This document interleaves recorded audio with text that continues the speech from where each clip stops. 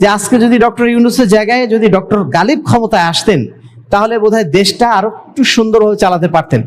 এটা কি মনে হয় আপনাদের? পারতেন না। আপনি বলছেন ঠিক আছে, অবশ্যই পারতেন, কিন্তু পারতেন না, কারণ দেশের জনগণ তো প্রস্তুত না।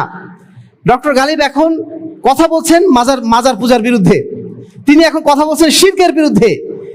আজকে তিনি ক্ষমতায় আসলেন, এদেশে 2,98,000 পীর আছে, পীরের মাজার আছে এবং তাদের অসংখ্য অনুসারী আছে।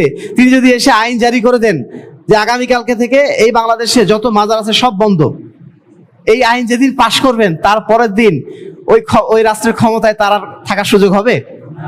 যেই পথে গেছে শেখ হাসিনা, সেই পথে যাবেন ডক্টর গালিব। কারণ পরিবেশটা ওইভাবে তৈরি হয়ে আছে, সমাজ ওইভাবে তৈরি হয়নি এখনো। সমাজের মানুষ যেরকম সেভাবে আপনাকে চলতে হবে, পরিবেশটা এরকম তৈরি হয়ে আছে। আদর্শের রাজনীতি এখানে না, এখানে জনতুষ্টির রাজনীতি।